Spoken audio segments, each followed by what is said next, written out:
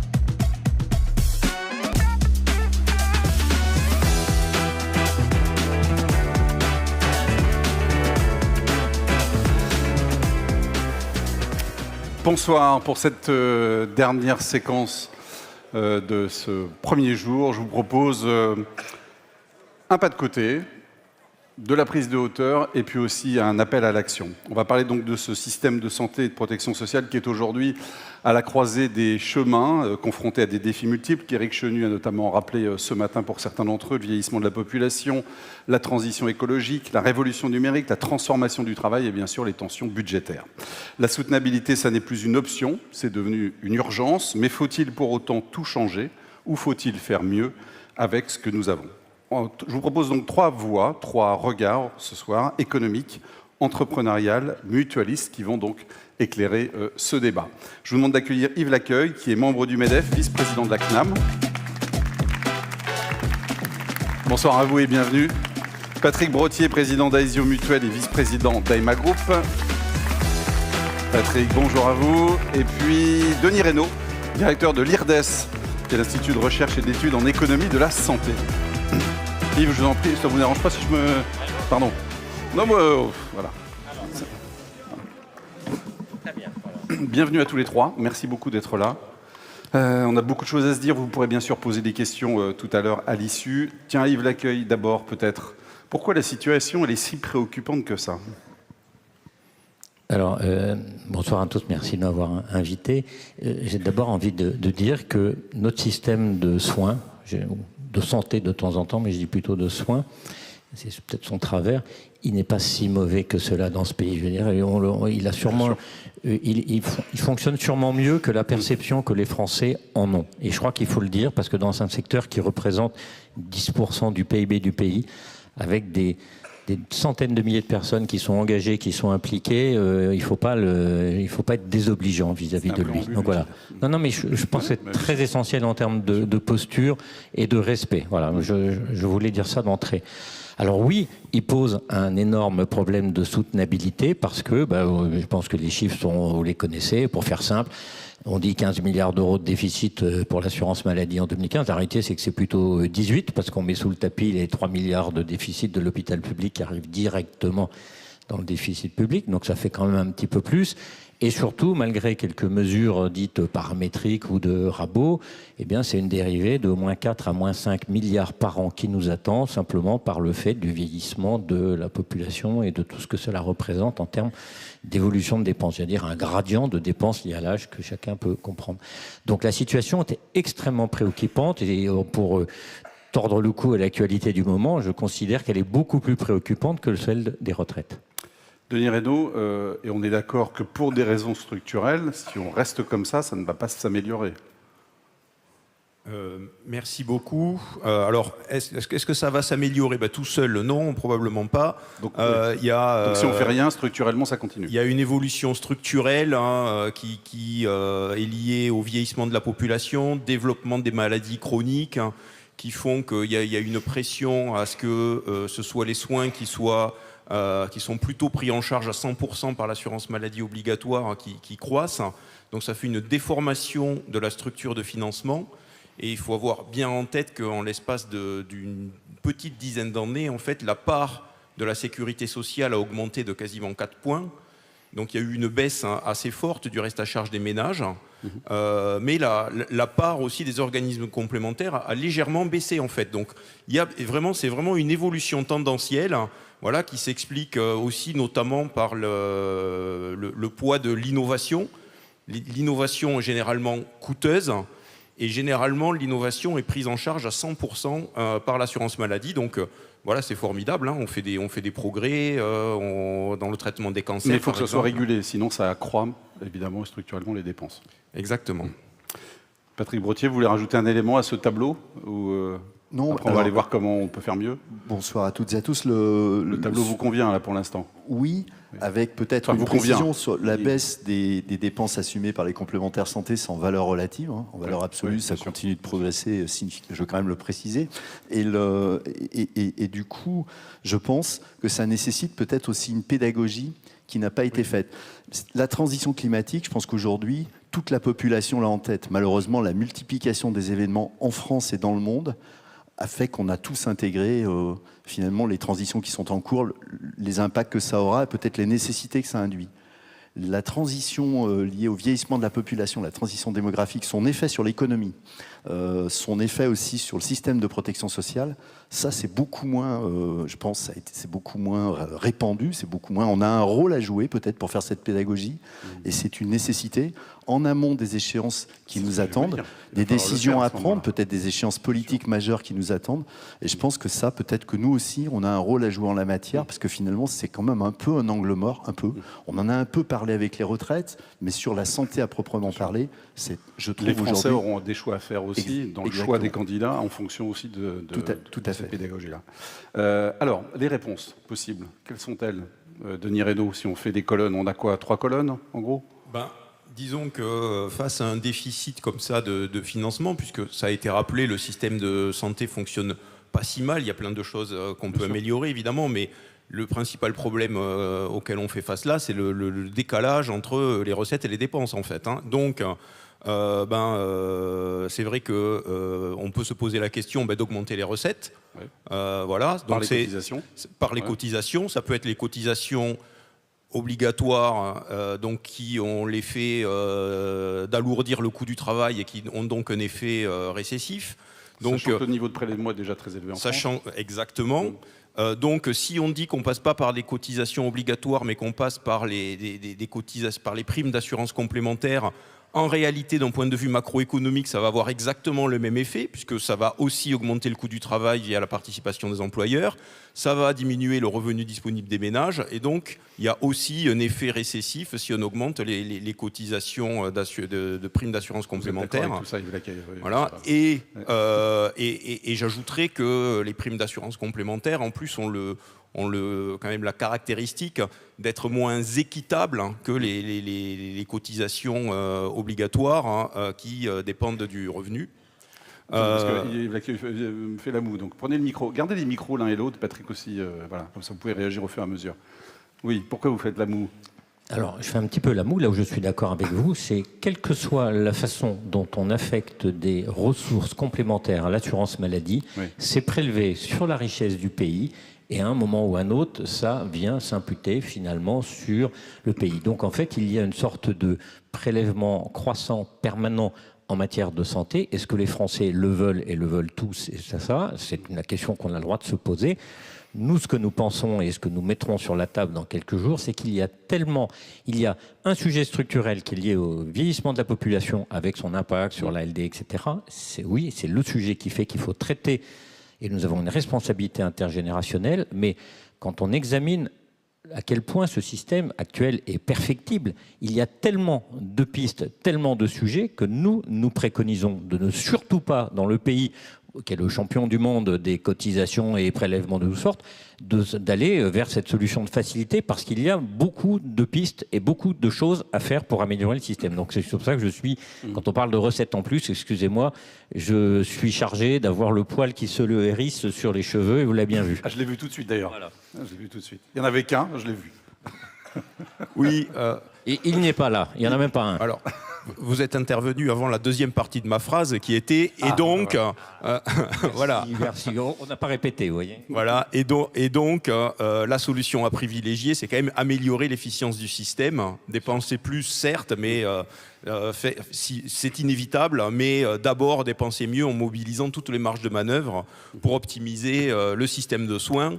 Et ça ne doit être qu'en dernier recours qu'on peut se résoudre à accepter des hausses de cotisation si on n'a pas réussi à trouver les marges de manœuvre nécessaires. Mais évidemment, il faut se mobiliser sur les gains d'efficience à faire et ils sont nombreux. Patrick, c'est un élément clé pour vous, ça, la recherche d'efficience. La mutualité fait aussi des propositions. Vous avez des exemples très concrets, vous, par exemple, chez Aesio Mutuelle ou dans la mutualité en général? Avec notre offre de soins et d'accompagnement à Aesio Santé, mais peut-être au préalable, c'est l'OCDE et la HAS ont fait des estimations entre 40 et 50 milliards ramenés à notre pays. Quand on regarde sur les estimations qu'on pourrait avoir avec les gains d'efficience, c'est quand même pas rien. Et du coup, ça mérite qu'on s'y penche. Je vais citer un exemple, c'est une étude de la CNAM de 2019. Il y a 16 millions de personnes en 2019 qui ont consommé des inhibiteurs de pompe à protons. C'est des médicaments qui sont administrés pour les personnes qui font du reflux gastro-œsophagien ou qui ont des problématiques d'ulcères. Dans la moitié des cas, cette prescription n'était pas justifiée. C'est une dépense de 300 millions d'euros. C'est un exemple parmi beaucoup d'exemples et la HAS a fait des recommandations de prescription qui sont peu prises en compte. Et moi, je voulais donc effectivement renchérir avec des éléments qu'on a pu porter dans notre offre de soins et d'accompagnement et qui peuvent illustrer à la fois des gains d'efficience et des éléments qui participent aussi de la sécurisation des parcours pour les usagers et les patients. Premier exemple, on gère des EHPAD. Dans les EHPAD, on a donc des personnes en situation de perte d'autonomie qui ne sont pas mobiles. On a mis en place des cabines de télémédecine pour que les infirmiers et infirmières coordinatrices de ces établissements puissent, en lien avec un médecin, pratiquer donc des consultations sans déplacer les personnes. C'est une économie de 15 à 30 000 euros par EHPAD. En transport? Oui, en transport. Et du coup, en sécurité par EHPAD, de 15 à 30 000 euros par EHPAD, parce que ça dépend de la situation géographique de l'établissement. Mais du coup, sans évidemment altérer la qualité des soins pour les personnes, en sécurisant même ces personnes, puisque sinon il faut les transporter avec tout ce que ça induit. Il y a combien d'EHPAD en France, pardon? Alors, il y a 7 500 à peu près. Donc, vous faites le calcul. 7 500 fois 20 000. Il y a quand même... Et là, pour le coup, on montre concrètement, pas avec des choses qui sont théoriques, mais avec des choses qui sont effectives. Et le deuxième exemple que je vais vous citer, qui est un peu plus en pointillé, parce que comme vous le savez, on a du mal, et peut-être plus encore dans la situation actuelle, à pouvoir faire des politiques dans la durée, malheureusement. On a mis en place à Saint-Étienne, en lien avec des médecins libéraux et une clinique mutualiste que nous avons à Saint-Étienne, des dispositifs pour des soins non programmés, et notamment pour accueillir des personnes, éviter qu'elles aillent aux urgences les week-ends, jours fériés. Et on a eu des financements pour cela. En fait, il faut dire que le fait d'accueillir ces personnes dans nos dispositifs, dans les modalités qu'on a construites, ça permet de faire une économie. On divise par 2 le coût et on désengorge les urgences. Donc double des bénéfices. Et dans le parcours de soins qui suit en fait la prise en charge, on a aussi une économie. C'est-à-dire c'est beaucoup moins cher. Parce que l'urgence, ça génère des coûts qui sont très importants. Exactement, en induction. Par contre, on ne sait pas si on va être financé là au-delà du 30 juin. Donc on sait que ça permet en fait de prendre en charge dans des conditions économiques et des conditions sanitaires tout à fait valables. Mais comme on ne peut pas s'inscrire dans une politique durable, on a un point de suspension. Du coup, ça montre bien, là pour le coup, nous mutualistes... C'est un exemple parmi plein d'autres. Parmi plein d'autres, en tout cas pour illustrer que nous mutualistes, on n'est pas dans de l'incantation ou dans des éléments qu'on aurait construits sans avoir expérimenté finalement leur valeur. On a démontré la valeur d'un certain nombre de dispositifs. Malheureusement, on n'est pas forcément en capacité de les pérenniser ou de les généraliser quand je parle de cabines de télémédecine en EHPAD. Je voulais réagir parce que, et ce qui vient de vous être donné comme exemple, il y en a effectivement une quantité extrêmement importante, donc il y a de la matière. Ça veut dire qu'on est sur le registre de l'efficience. Moi, je propose, et je pense que ce n'est pas qu'un sujet d'efficience. Il faut de temps en temps remettre un peu de bon sens aussi, parce qu'on a des situations qui sont assez hallucinantes dans ce domaine. Et puis, il faudra aussi un peu de courage, parce que de temps en temps, il y a des décisions qu'il faut prendre. Et c'est tellement difficile de le prendre parce qu'il ne faut pas oublier un petit détail, c'est que toutes ces analyses qui sont faites en trop, toutes ces actions qui sont faites en plus, ce sont autant d'honoraires, de rémunérations qui arrivent dans les poches des acteurs de santé. Donc à chaque fois qu'on va faire des économies, on va venir faire un petit peu de mal à un petit peu tous ces acteurs. Donc, donc il va falloir un petit peu de courage. Et je voudrais rajouter un 4e point qu'on oublie quelquefois de mettre, c'est que nous aurons de la disruption. Pourquoi la disruption? C'est qu'en fait, on a, en matière de technologie, que ce soit dans le numérique ou ailleurs, des choses qui transforment tellement notre système et tellement vite qu'il faut les accompagner. D'ailleurs, sinon on crée des rentes pour certains. Je vais prendre juste un exemple que je trouve très intéressant. Vous avez aujourd'hui des hôpitaux dans lesquels il n'y a plus de radiologue. Vous avez un opérateur qui fait un scanner ou un IRM. Les données partent quelques centaines de kilomètres plus loin. Vous avez un outil d'intelligence artificielle qui les analyse, un médecin qui valide l'analyse et qui renvoie le rapport signé 14 minutes après. Vous vous rendez bien compte que quand vous faites ça, en termes d'efficience, d'efficacité, etc., ça a un impact très important. Et que surtout, moi qui travaille pour la métallurgie en courant, je dis on va commencer à avoir des fabricants de diligence. C'est-à-dire qu'il y a des métiers dans le domaine de la santé qui vont être remis en cause très fortement par des technologies. Et un des enjeux que nous avons, je ne veux pas être trop long, c'est que quand il y a eu, par exemple, des innovations en matière de santé, comme par exemple des médicaments qui ont permis de sortir, entre guillemets, d'éradiquer l'hépatite C, est-ce qu'on en a tiré toutes les conséquences dans la taille des services des pathologies des hôpitaux en France? La réponse n'est pas aussi enthousiasmante que cela. Donc ça veut dire qu'il y a des opportunités sur de l'efficience. Il faut mettre aussi un peu de bon sens parce qu'il y a beaucoup d'exemples où on voit que le simple bon sens n'est plus là. Il faudra avoir le courage, je pourrais citer d'autres exemples, j'ai déjà trop parlé, et puis comme il y aura des choses qui vont s'imposer à nous par la technologie, il faudra accompagner les disruptions. Alors comment on dépense mieux, Denis Reynaud? Parce que c'est ça l'enjeu. On agit sur quoi? Alors, c'est vrai que les gains d'efficience, on peut les faire, hein, enfin, c'est assez basique, mais dans la consommation de soins, il y a les volumes et il y a les prix. Donc là, on est en train notamment de parler de volume, c'est-à-dire il y a la question notamment du bon usage des soins et de la pertinence des soins. Donc certains exemples ont déjà été donnés, notamment sur les consommations de soins en ville des personnes âgées, avec de la polymédication. Dans les EHPAD, 80% des résidents sont polymédiqués. On a un travail en cours à l'IRDES sur les benzodiazépines qui montre que à l'entrée à EHPAD, il y a une montée en flèche. La primo-prescription de benzodiazépines, ils sont renouvelés jusqu'au décès du patient en fait. Et voilà, ad vitam aeternam. Donc il n'y a pas de politique de déprescription. Or, on sait très bien que c'est des consommations qui conduisent à des hospitalisations évitables, à des chutes qui sont mauvaises pour l'état de santé du patient et qui génèrent des dépenses supplémentaires. Est-ce qu'il y a des disparités très fortes entre les départements sur les pratiques, sur les volumes? Alors, on a regardé ça en particulier sur les soins hospitaliers, puisque là, l'exemple précédent était plutôt sur la ville, mais sur les soins hospitaliers, on a conduit un travail pour regarder les différences entre départements d'activités chirurgicales. Donc on a sélectionné un certain nombre d'activités chirurgicales pour lesquelles la littérature nous disait qu'il pouvait y avoir des risques de soins non pertinents. Et les résultats sont massifs en fait. C'est-à-dire que par exemple, pour la pose de stent sans qu'il y ait eu un infarctus du myocarde au préalable, il y a des écarts de 1 à 4 entre les départements. Pour la chirurgie du syndrome du canal carpien, c'est des écarts de 1 à 3 aussi. Et évidemment, on a essayé de standardiser tout ça par la pyramide des âges, l'épidémiologie. Donc, c'est des écarts qui ne peuvent pas s'expliquer. Et j'ajouterais qu'on en a profité aussi pour regarder, calculer quelques indicateurs de qualité des soins aussi.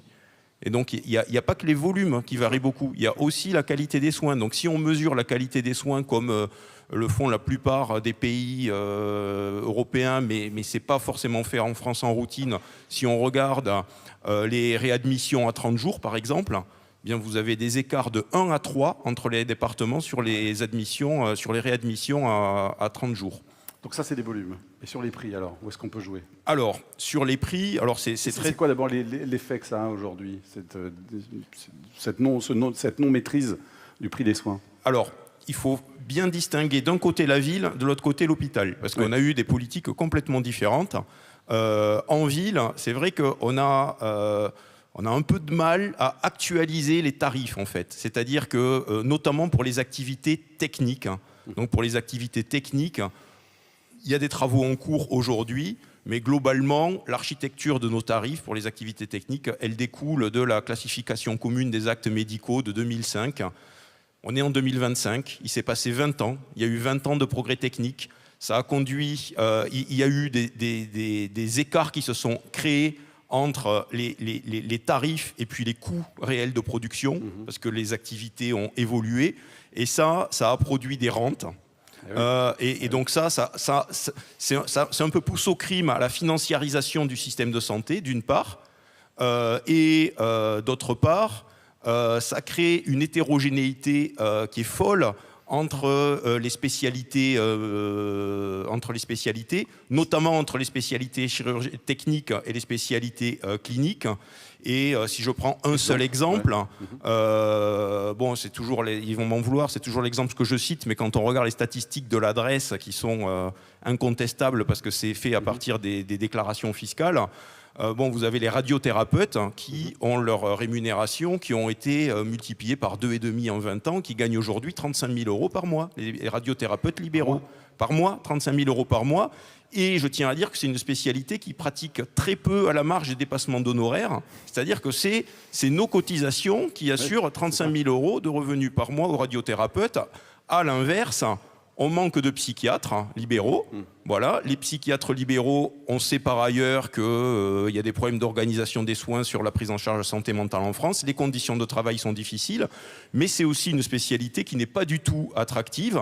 Et les psychiatres libéraux gagnent 5 fois moins que les radiothérapeutes. Donc c'est sûr que... Ils sont révisés quand même parfois ces tarifs, mais ça, quand les rentes commencent un peu à se voir, quoi. C'est ça, c'est un peu tard. Alors exactement, c'est-à-dire que les tarifs peuvent être révisés quand vraiment ça devient trop gros. C'est ce qui s'est passé pour les radiothérapeutes, puisque à l'occasion de la convention médicale de 2024, il y a eu une diminution de 5% du tarif des radiothérapeutes. Mais enfin, vous conviendrez que les 35 000 euros par mois que j'indiquais, c'était des chiffres 2021. Donc si en 2024, on diminue de 5%, c'est toujours mieux que rien, ça fait quand même gagner 20 millions d'euros par an à l'assurance maladie, mais de notre côté, c'est prendre acte qu'on accepte des rémunérations qui sont assez difficilement justifiables. Il y a combien de tarifs différents en France ? Alors, c'est une très bonne question, puisque il y a un travail de révision qui est en cours, mais la classification commune des actes médicaux de 2005, c'était 13 000 tarifs. 13 000 tarifs, donc évidemment... Pour les réviser, oui, c'est compliqué. Voilà, c'est même impossible en fait. C'est même impossible. Alors en Allemagne, ils acceptent d'avoir une description moins fine de l'activité. Ils acceptent d'avoir moins de tarifs et que pour 2 actes techniques proches, il n'y ait pas deux tarifs différents. Il y a un seul tarif. Donc les Allemands, ils ont 3 000 tarifs au lieu de 13 000 et ils arrivent à les actualiser régulièrement, tous les 3-4 ans, tous les tarifs des actes techniques sont... Avec des écarts qui sont plus faibles que chez nous entre les spécialités, justement. Et du coup, c'est ce que ça produit, effectivement. Alors, en Allemagne aussi, il y a des raisons structurelles qui font que les spécialités techniques sont mieux rémunérées que les spécialités cliniques. Il y a les mêmes... Par exemple, si je reprends l'exemple des radiothérapeutes, il y a, en Allemagne aussi, ils mettent la priorité sur le traitement du cancer.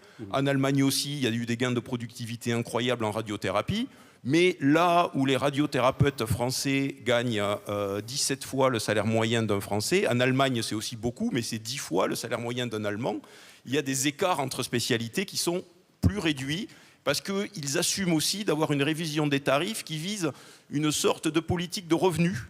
C'est ce qu'on n'a pas en France. On n'a pas parlé de dépenses hospitalières, on pourrait aussi en parler, mais il y a sans doute aussi des économies à faire de ce point de vue-là. Ça vous inspire quoi, Yves Laquet ? D'abord, je souscris complètement à ce qui a pu être évoqué. Je crois que ce qui est important de rappeler, derrière le sujet de l'efficience, il y a le sujet de la qualité, de la non-qualité.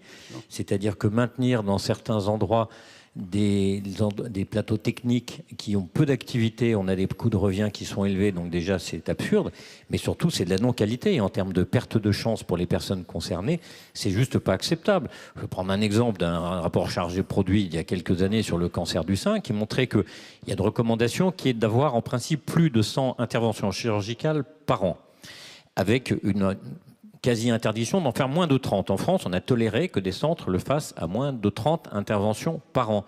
On démontrait que pour ces centres-là, le taux de mortalité des femmes était de 3 fois supérieur à ceux qui étaient entre 30 et 100 et bien inférieur encore.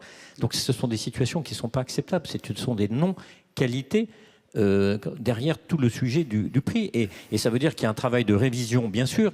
Ce que vous avez dit est tout à fait exact. Quand il y a des modifications tarifaires et les technologies, je parlais des disruptions, il faut bien sûr accompagner les tarifs, c'est normal. On est dans une profession, dans un environnement où il ne serait pas acceptable d'avoir des rentabilités trop élevées, et je crois que tout le monde en accepte l'augure. Et en même temps, il faut être capable de mesurer les progrès. Et c'est un des sujets qui est le plus frappant de notre système hospitalier, c'est que tant que ce soit les prix de revient, les réinterventions, les sociétés, où est la transparence aujourd'hui? Elle a été entamée il y a un certain nombre d'années, et puis c'est un système qui s'est arrêté, qui a rétro-pédalé, et on a mis une chape de plomb sur un sujet comme ça, et ce n'est plus possible. Alors, on va chercher où l'argent? On le trouve où? Dans la poche des entreprises? Je vous provoque exprès. Non, mais je accepte l'augure, n'inquiétez pas, j'ai pas de difficulté avec ça. Je pense que quand vous êtes dans une entreprise et que vous avez des difficultés financières et d'équilibre, qu'est-ce que vous faites? Vous commencez à vous regarder quels sont vos coûts, quelles sont vos non-qualités, comment est-ce que vous pouvez améliorer le système pour se redresser. Et aujourd'hui, c'est ce qui ne se fait pas parce que on n'a pas excusez-moi de le dire, j'ai parlé du courage, on n'a pas le courage de le faire. Je vais prendre un exemple, je vais trahir un secret, mais on est en petit comité.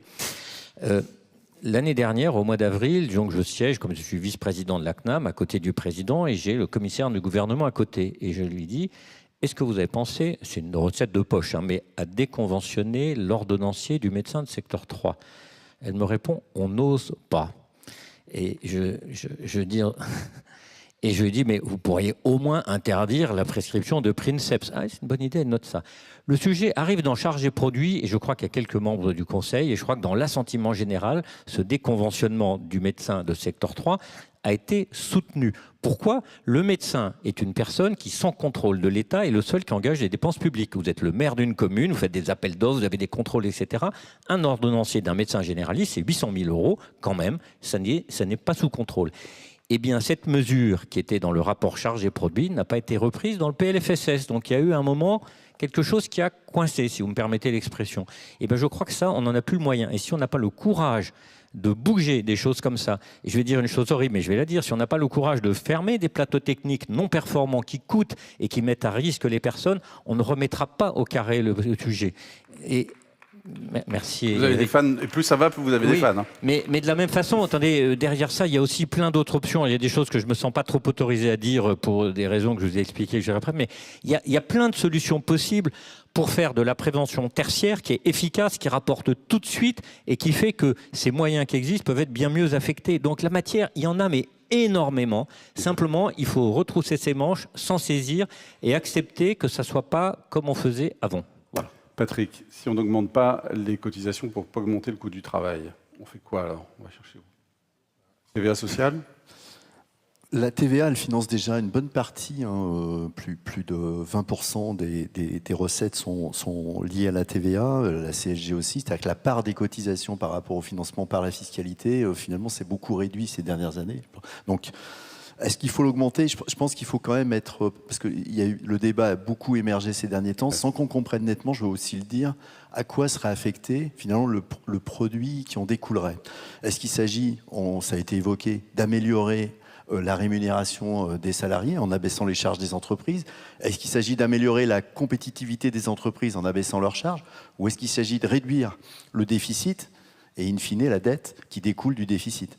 C'est pas la même chose. Mais du coup, il faut, en France, comme on est champion du monde, où on met en place des choses sans évaluer les conséquences, ou si on fait évoluer dans le temps le fléchage du produit qui en découle, je pense que c'est assez dangereux. Ils l'ont fait au Danemark ou en Allemagne, par exemple. Oui, c'est vrai, mais quand on regarde, ce qui est très important, c'est de regarder le moment où on le fait aussi. En Allemagne notamment, je regardais ça d'assez près, ils l'ont fait à un moment de forte croissance économique, et un moment où, si vous voulez, le niveau d'inflation a permis de le rendre beaucoup plus digeste pour la population. Alors qu'à ma connaissance aujourd'hui, on est dans une période d'inflation faible et de croissance économique qui est à peu près du même niveau en année glissante. L'effet sera beaucoup plus... J'ai vu les chiffres qui ont été communiqués sur la consommation de soins. On doit être sur 12 mois glissant à 5,6%. On est à 0,6% au niveau de l'inflation et 0,7% au niveau de la croissance programmée. On est à 8 fois plus de progression des dépenses de santé qu'au niveau de l'inflation. Donc tout ça, c'est très important parce que ça veut dire que le moment où on l'implémente le rend quasi ou soutenable ou insoutenable. Donc je ne suis pas sûr que ça soit le bon levier. Je pense que nous, on a beaucoup insisté sur c'est vrai, on en parle depuis pratiquement le début de notre échange, parce qu'il y a des gains d'efficience à condition d'abord d'évaluer, de rendre compte des évaluations et de les faire essaimer, de les rendre publiques. Parce que qui parle de ça en dehors de... Est-ce que c'est relayé dans les médias? Est-ce que tout le monde en a connaissance? Pas du tout. Alors que quand même, c'est des enjeux financiers qui sont colossaux, qui sont corrélés quand même à l'accès à la santé pour tous. Premier point. Et le lien que je voudrais faire aussi, c'est avec la lutte contre la fraude et paradoxalement aussi l'enjeu de la prévention, pour vous rejoindre dans votre propos initial. Pourquoi la lutte contre la fraude? Parce que là aussi, on a des leviers, on a chiffré, le président de la Mutualité française a communiqué aussi là-dessus en disant, on estime, nous, qu'il y a de l'ordre de 13 milliards d'euros à aller chercher en luttant contre la fraude, à condition qu'on puisse partager nos données avec l'assurance maladie obligatoire et que l'accès à la data soit un fondement, non pas dans la jungle, en respectant le droit, mais en pouvant le faire. Et on sait que ça sera un levier majeur. Donc la recherche d'efficience, par ailleurs, on en parle depuis le début de notre échange. Et il y a un enjeu fondamental avec le vieillissement de la population, c'est la prévention. Si on n'a pas accès à la data... Après, ça vous va? Oui, on peut en parler après, d'accord. Je reste juste sur le financement, pardon. Alors, certains disent on finance la protection sociale par l'impôt plutôt que par les cotisations. Vous êtes de quel côté, vous? Alors, je suis du côté de pas de dépenses en plus, vous l'avez compris. Comme ça, au moins, on mettrait tout le monde d'accord. Mais surtout, la grande spécialité dans ce pays, vous savez, c'est le NIMBY, Not in my backyard. C'est-à-dire, on veut bien qu'il y ait une usine, mais il faut qu'elle soit plus loin. On veut bien qu'il y ait des économies, mais c'est le copain qui doit les faire et c'est pas vous, etc. Donc, le sujet, s'il s'agit de transférer des charges de l'un vers l'autre, vers les complémentaires santé ou vers d'autres, ça n'a pas de sens. De la même façon, ça n'a pas de sens, dans l'absolu, de se préoccuper du reste à charge. Il est faible dans ce pays, très bien. Si nous étions à la moyenne, en passant de 7,5 à 10%, allez, ça ferait payer 100 € par an et par personne. Alors, one shot, ça fait 7 milliards pour l'État, ça lui va bien, un petit peu moins. Mais c'est pas ça. Le sujet, c'est de se dire comment est-ce qu'on peut agir sur le comportement de chaque Français de telle façon que ce reste à charge, il soit d'ailleurs minimum pour celui qui a les comportements les plus, je dirais, vertueux. Il ne s'agit pas de respecter une obligation de mener une vie saine, sinon on boira que de l'eau minérale, donc on sera très triste. Mais se dire simplement qu'il y a quand même un certain nombre de situations d'excès. Je vais prendre une piste, puisque le président du MEDEF l'a mise sur la table.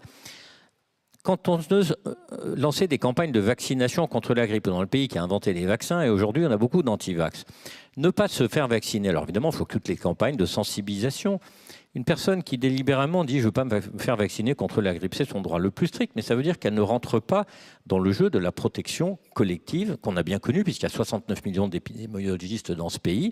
Et donc, ça veut dire que s'il ne veut pas le faire, est-il normal qu'il perçoive des indemnités journalières le jour où il est grippé? Moi, je mets le sujet sur la table. Je pense qu'on a le droit de poser cette question sans être désobligeant vers quiconque. Maintenant, l'objectif, ce n'est pas de transférer des charges vers les autres, c'est d'inciter à ce que les comportements soient plus vertueux dans la façon dont chacun procède. Et je rappelle que quand on a des innovations technologiques qui sont quelquefois chères, certains les demandent à toute force, alors qu'elles viennent compenser des travers, quelquefois, de comportement. Je veux dire, les médicaments pour lutter contre l'obésité, qui ont plein d'effets compliqués et pervers par ailleurs, c'est quand même la solution de facilité par rapport à d'autres solutions que chacun connaît. Vous n'avez toujours pas dit ce que vous pensez de la TVA sociale, alors. Elle a quel avantage pour les entreprises? La TVA sociale, je m'en suis tiré en rajoutant à la commission des comptes sécurité sociale une petite phrase disant la TVA sociale, de fait, elle existe déjà. C'est 57 milliards cette année qui arrivent pour financer l'assurance maladie. Donc, ce débat est complètement, de mon point de vue-là, ésotérique, me semble-t-il.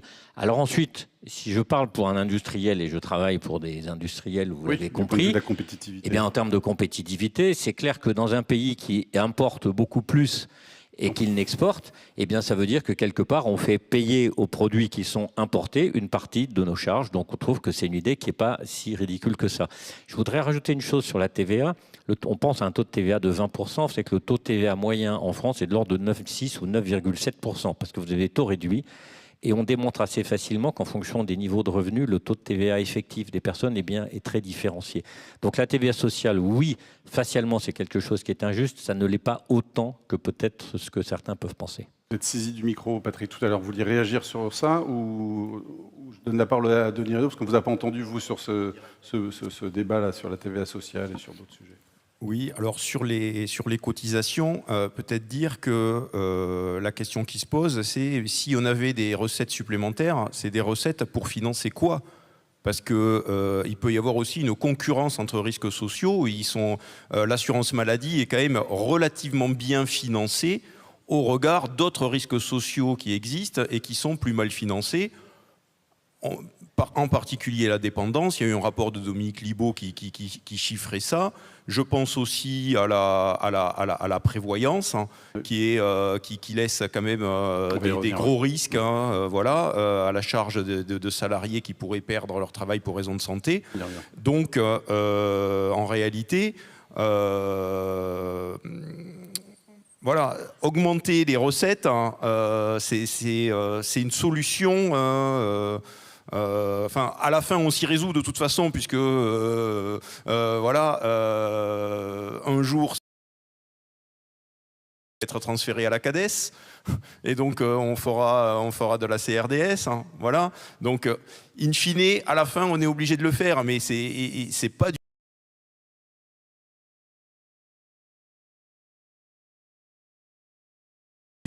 c'est pas du tout comme ça que les choses doivent se régler, en fait. Voilà.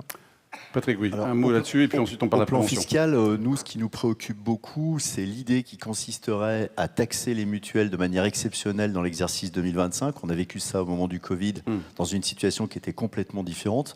Mais là, on trouve que c'est vraiment d'une injustice folle. Sur des transferts qui avaient été envisagés de l'assurance maladie obligatoire vers les complémentaires via un relèvement du ticket modérateur et qui n'ont pas eu lieu, du coup qu'on n'a pas effectué, et il faudrait acquitter une taxe supplémentaire, payée par qui?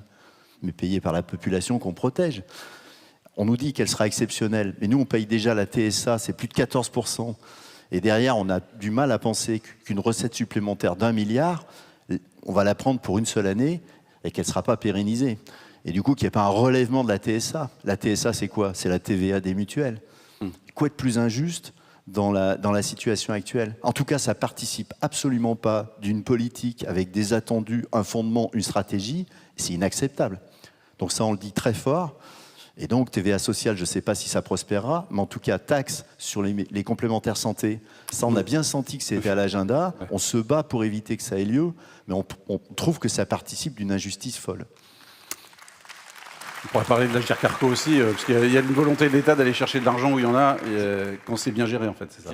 Il y a ça. Non, mais ce que je voulais dire derrière ce qui est évoqué, c'est que on est en face d'une complexité hallucinante du système de santé. S'il y a quelqu'un dans cette salle qui sait lister tous les différents organismes qui interviennent dans le domaine de la santé d'une façon ou d'une autre, je suis prêt à lui offrir une bouteille de champagne, et très volontiers, au minimum. Ça sera même un magnum. Mais je veux qu'il n'oublie rien. Et parce que j'ai découvert encore récemment un certain nombre de choses, et je croyais en connaître beaucoup, je n'ose même pas dire les sommes qui sont versées par la CNAM pour financer ou participer au financement d'un certain nombre d'organismes dont quelquefois je ne connaissais pas le nom, et qui ont d'ailleurs des émanations, parce que également vous avez des structures régionales qui créent des structures associatives, etc. Donc ça devient hallucinant, c'est incompréhensible, il y a un défaut de clarification hallucinant. On avance. Rapidement la prévention, rapidement malheureusement parce que le temps avance. Vous avez commencé à en parler, Patrick, tout à l'heure. À quel point c'est clé pour vous sur la question de la soutenabilité? Moi, je pense pour 2 raisons. Alors d'abord, le vieillissement de la population nous l'impose. Nous, on a un attachement qui est vraiment très fort à la prévention, avec une aspiration de pouvoir jouer un rôle, parce que nous pensons que nous pouvons être des interacteurs productifs entre la population que nous protégeons et les porteurs de solutions qui vont... On est à la veille d'une révolution numérique qui va offrir en prévention secondaire et prévention tertiaire un éventail de solutions qui est considérable. On veut les rendre accessibles économiquement et en pouvant apporter une capacité de conseil à la population qu'on protège. Si on n'a pas accès aux data, comment ça va se passer? Et je voudrais aussi parler de questions de souveraineté. Si on ne le fait pas en France ou en Europe, qui va le faire? Et on sera spectateur, encore une fois, sur des enjeux qui sont quand même des enjeux majeurs, notre santé, la santé de la population du pays. On ne va pas là non plus attendre que ça soit, j'ai rien contre eux, des Indiens, des Chinois et des Américains qui nous imposent leurs solutions, leurs plateformes demain. On a une opportunité historique de rentrer dans un nouveau paradigme, d'en être les acteurs, nous de jouer ce rôle d'interaction productive, de faire en sorte qu'il y ait un écosystème français et européen avec des entreprises françaises et européennes, ce qui est quand même plutôt mieux. Je trouve que ça serait dommage, alors même qu'on est confronté à un contexte géopolitique qui nous invite comme jamais à nous poser la question de la souveraineté, que cette opportunité, on ne la saisisse pas aujourd'hui. Denis Reynaud, améliorer la prévention. Oui. À quel point c'est une piste pour espérer moins dépenser? Alors déjà, dire que la prévention, c'est probablement une bonne chose, mais c'est difficile de chiffrer à court terme les économies que ça peut faire. Donc on peut aussi se lancer dans la prévention parce qu'on a une conviction que sur le long terme, ça sera gagnant, même si on n'est pas en capacité de chiffrer précisément quels seront les gains. Ça serait bien que l'assurance maladie la finance aussi, non? La prévention. Alors, du coup, qui doit financer la prévention? Alors, vous avez parlé de prévention secondaire et tertiaire. Je trouve que c'est très bien parce que la prévention, c'est aussi la prévention primaire. Et là, pour le coup, la prévention primaire, c'est une politique publique qui concerne l'ensemble des ministères, en fait. L'ensemble des politiques publiques, le transport, le logement. Donc, finalement, ça n'est pas l'assurance maladie ou les assurances complémentaires qui sont en première ligne sur la prévention primaire. Sur la prévention secondaire, donc dépister les maladies au plus vite, au début de leur apparition, et la prévention tertiaire, qui est réduire les conséquences de la maladie quand elle est apparue. Là, évidemment, c'est le rôle des financeurs directs des dépenses de santé de faire de la prévention. Mais je tiens quand même à faire remarquer que c'est un rôle qui est évident pour l'assurance maladie obligatoire, puisque les hospitalisations, c'est elle qui les paye en écrasante majorité. Les dépenses pour les maladies chroniques via le dispositif ALD, c'est elle qui les paye aussi. Donc, j'allais dire... Les bénéfices sont assurés quasiment. Les bénéfices, disons qu'il y a une incitation économique pour l'assurance maladie à investir sur la prévention. Que les assureurs complémentaires investissent dans la prévention... C'est normal. Voilà, ça peut aussi se comprendre, mais ils ont un retour sur investissement qui n'est pas du tout évident. Et donc la question, c'est finalement pourquoi est-ce qu'ils le font? Est-ce qu'ils le font pour pour la beauté du geste? Est-ce qu'ils le font parce que ça correspond aux souhaits de leurs clients? Donc là, ils sont opérateurs de prévention quelque part. Et l'objectif de faire de la prévention, ça n'est pas d'espérer un rendement à horizon 20 ans, mais c'est simplement on fait de la prévention et on la facture au coût marginal. Voilà, on est opérateur de prévention. Et puis en plus, c'est vrai que comme les gains sont à très long terme, les gens en portefeuille, vous les avez quelques années, mais s'il y a les gains à 20 ans, vous travaillez pour les concurrents. Donc la prévoyance, ça vous paraît une piste plus intéressante? Exactement. Donc là où je trouve qu'il y a une légitimité beaucoup plus forte pour les assureurs complémentaires à intervenir sur la prévention, c'est quand ils sont aussi assureurs sur la prévoyance complémentaire. Et donc là, sur les sujets de santé au travail, qui sont par ailleurs beaucoup moins bien pris en charge par la sécurité sociale que les frais de soins. Donc on sait bien qu'il y a des limitations de quelques semaines ou de quelques mois. Après, quand les personnes perdent complètement leur capacité de travail, elles passent en invalidité. Les pensions d'invalidité sont fixées à un niveau relativement bas. Donc il y a un marché pour la prévoyance complémentaire. Pas obligatoire encore? Ça n'est pas obligatoire. À mon avis, on a vraiment fait une erreur avec l'ANI de 2013 en rendant obligatoire la complémentaire santé, alors que on aurait été mieux avisé de rendre obligatoire la prévoyance complémentaire. Il faut avoir en tête les ordres de grandeur. On ne parle pas du tout des mêmes risques. Grâce à la prévoyance, grâce à la complémentaire santé, on assure à tous les salariés de pouvoir changer leurs lunettes tous les 2 ans, et donc même si elles coûtent 600 €. La prévoyance, ça garantit le salaire.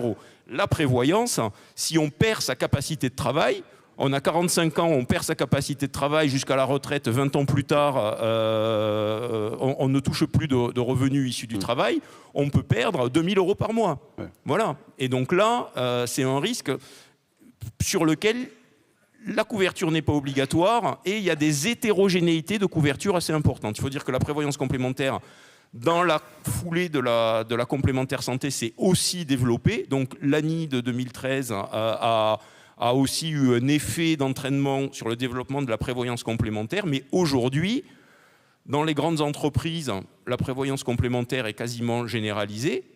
Dans les petites entreprises, c'est 7 salariés sur 10 simplement.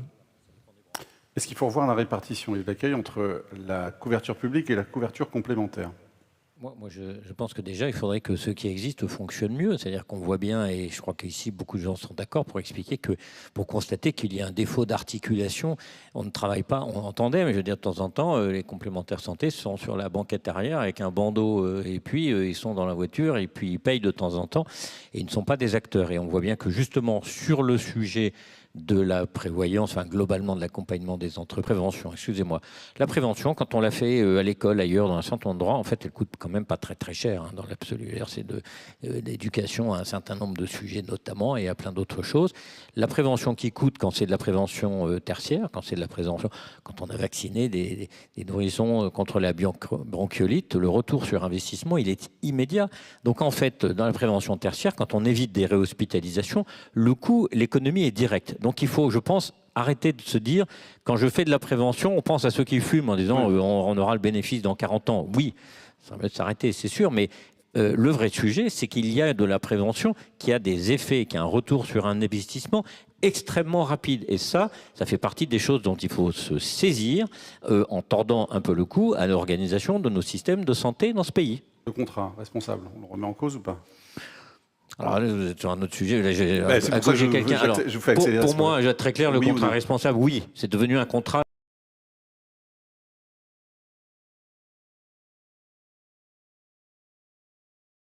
Je sais que certains sont moins d'accord avec nous, mais moi, je pense que nous sommes assez clairement dans cette position. Patrick ?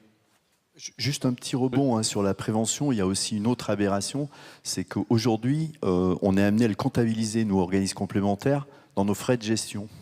Alors que c'est quand même. Alors je sais bien qu'on est fortement caricaturé sur nos frais de gestion. C'est plus difficile de venir nous attaquer sur notre rentabilité que sur nos frais de gestion. Donc on est plus attaqué sur nos frais de gestion. Mais je pense qu'à un moment donné, il faut être sérieux. Si on veut, c'est un investissement. Je suis d'accord avec le fait qu'il peut être finalement.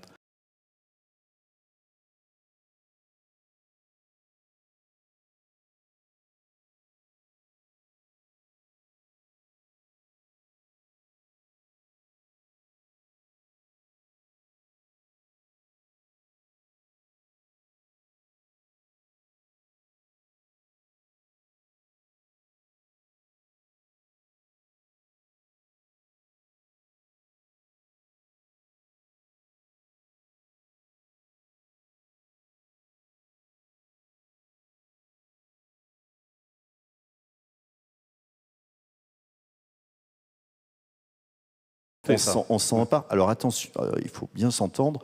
Nous souhaitons, nous mutualistes, que le contrat responsable reste un socle de solidarité essentiel et d'accès à la santé. Il n'est pas question de déshabiller le contrat responsable, mais on peut évaluer. Il était fait allusion à l'instant au renouvellement peut-être de certains équipements, à la fréquence de renouvellement s'il n'y a pas de changement, par exemple de l'acuité visuelle.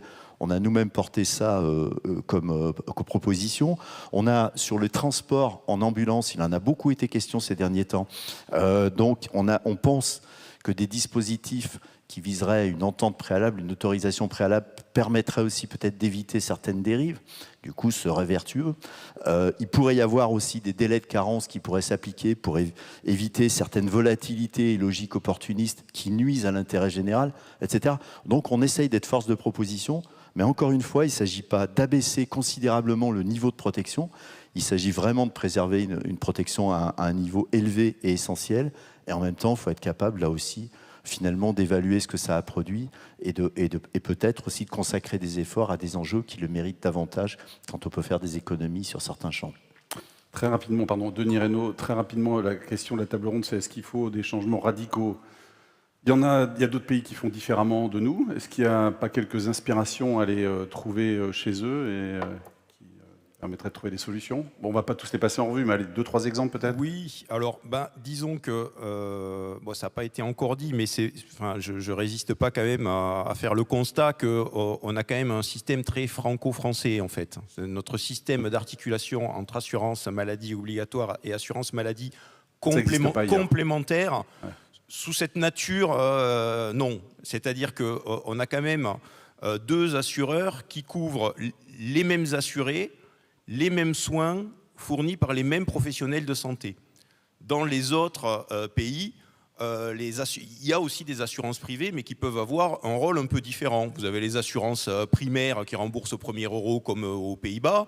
Vous avez des assurances substitutives, comme en Allemagne, avec des assurances privées qui remboursent au premier euro pour des personnes qui sont sorties du système d'assurance publique. Vous avez des systèmes d'assurance duplicatives dans les pays qui ont des systèmes nationaux de santé qui permettent de contourner le système public qui est engorgé pour pouvoir accéder à une offre privée. Et vous avez des assurances supplémentaires où on assure bien les mêmes personnes, mais sur des paniers de soins complètement différents. C'est par exemple le cas du Canada, où au Canada, les médicaments sont pris en charge uniquement par des assurances privées, avec une petite spécificité pour le Québec qui veut ressembler à la France et qui donc a monté un système public pour les médicaments. Qu'est-ce qui ne serait pas trop disruptif, on pourrait faire en France et qui serait supporté ? Alors en France, et puis je pense à la question que vous aviez aussi posée précédemment sur les contrats responsables, le problème de politique publique qui est en train de se poser aujourd'hui, c'est un problème de soutenabilité de la croissance des primes d'assurance complémentaires pour les retraités. Voilà, donc c'est ça que ça crée, les contrats responsables. Une inflation, c'est les contrats responsables, mais c'est aussi la généralisation de la complémentaire santé d'entreprise qui a appauvri la mutualisation sur le marché de l'assurance individuelle. C'est évidemment la réforme du 100% santé, donc ça c'est complètement lié aux contrats responsables. Mais aujourd'hui, on est sur des primes d'assurance complémentaire pour les retraités qui deviennent insoutenables, avec un système très efficace, qui est la complémentaire santé solidaire, mais qui malheureusement a des seuils de déclenchement qui sont trop bas. Donc la complémentaire santé solidaire, pour en bénéficier, il faut être en dessous du seuil de pauvreté, si bien qu'aujourd'hui, des retraités qui sont au niveau du seuil de pauvreté doivent consacrer nettement plus de 10% de leurs revenus disponibles pour payer une prime d'assurance complémentaire. Donc, si on veut réfléchir à des solutions qui préserveraient un petit peu, je sais que c'est très difficile de tout changer, donc il y a beaucoup de résistance au changement, mais une solution qui serait envisageable, ça serait d'avoir un deuxième étage d'assurance complémentaire qui serait obligatoire et qui serait beaucoup plus régulé. Donc, par exemple, dans le cadre européen de concurrence de services d'intérêt économique général, ce qui permet de pouvoir déroger aux règles normales de la concurrence et, par exemple, d'encadrer la tarification à l'âge.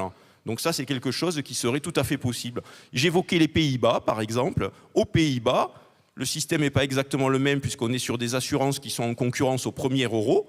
Donc l'enjeu est encore plus important en réalité, mais ils ont réussi à mettre en place un système de compensation des risques entre assureurs pour que les assureurs qui couvrent une population en bonne santé et jeune doivent payer plus pour que ceux qui couvrent des populations plus risquées ne soient pas pénalisés. Donc ça, c'est une solution qui serait envisageable et j'ajouterais que ça réglerait aussi, on n'en a pas encore parlé, mais ça réglerait aussi la question des 4, c'est pas beaucoup, mais des 4% de personnes qui en France n'ont pas d'assurance complémentaire et qui peuvent, on l'a vu à l'occasion du Covid, à l'occasion d'une hospitalisation pour Covid, on pouvait avoir des restes à charge de 10 000 euros.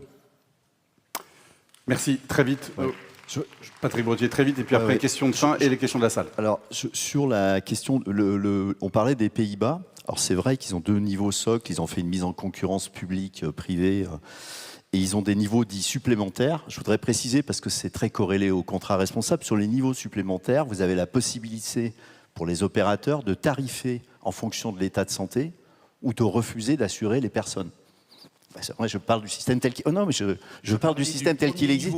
Donc, quand on parle d'un pays, il faut parler du pays dans sa complétude. Nous, en France, on s'est battu. On est à l'origine du contrat responsable pour éviter qu'il y ait des personnes qui soient, justement, qui puissent être victimes d'une tarification en fonction de leur état de santé ou qui ne soient pas assurées par tel ou tel opérateur au motif qu'il présenterait tel ou tel risque.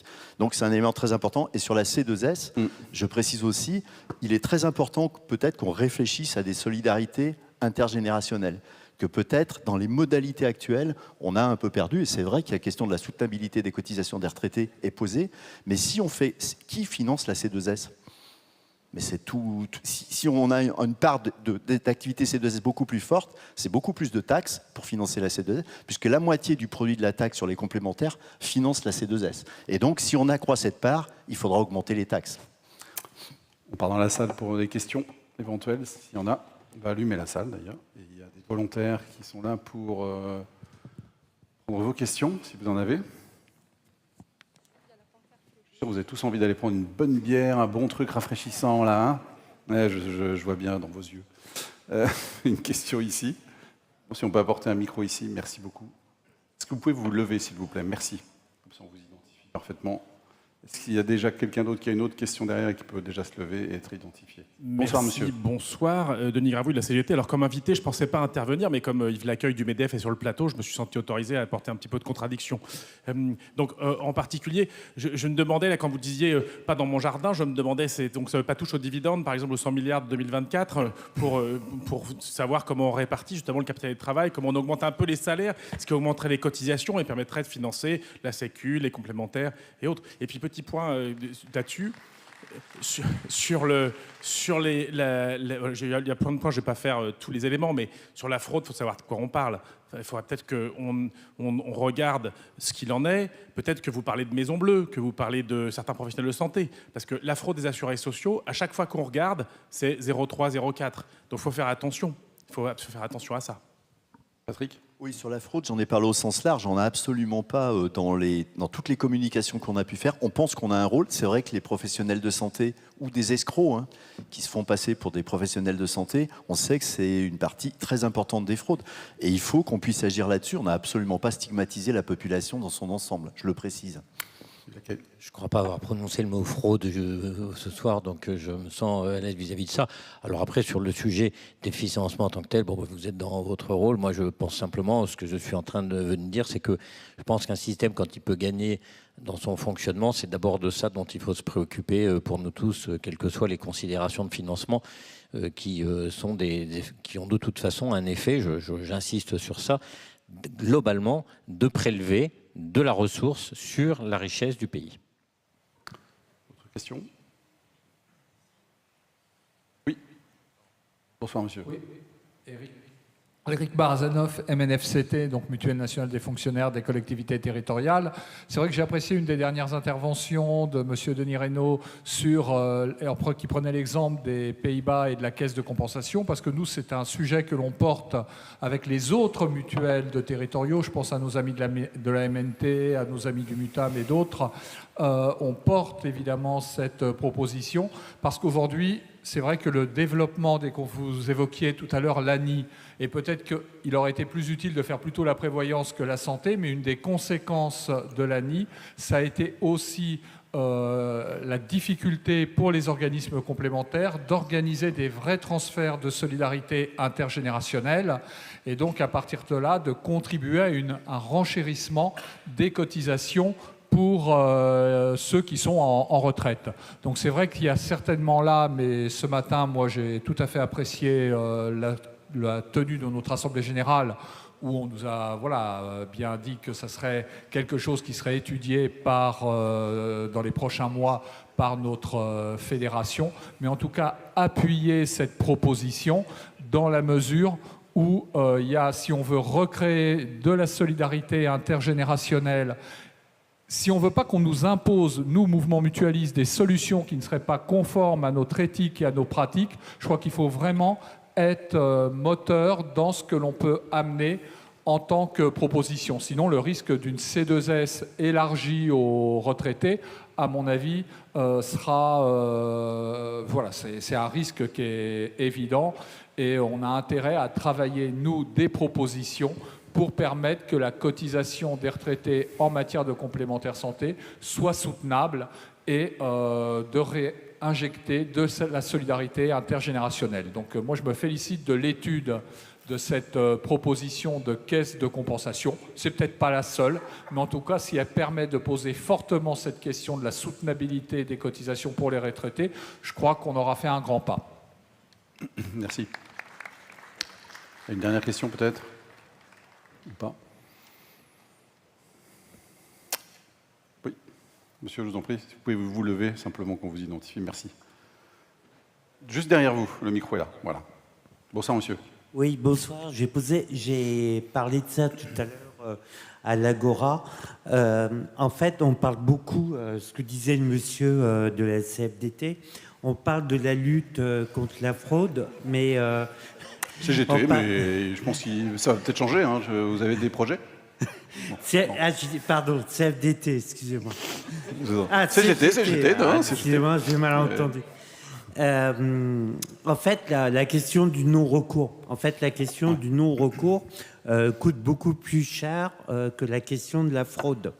Donc, je voulais savoir si vous, à l'IRDS, vous aviez fait des statistiques sur cette question, parce qu'il y a eu une étude, mais ça remonte à 3 ans, je crois que c'était la CNAM, sauf erreur de ma part, qui disait que le non-recours coûtait 4 fois plus cher que la fraude.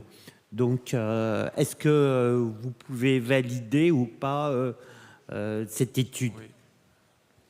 Alors, je ne suis pas sûr de bien voir à quels travaux vous faites référence. Quand vous dites coût, c'est plutôt la masse financière que ça représente, il me semble. C'est-à-dire que...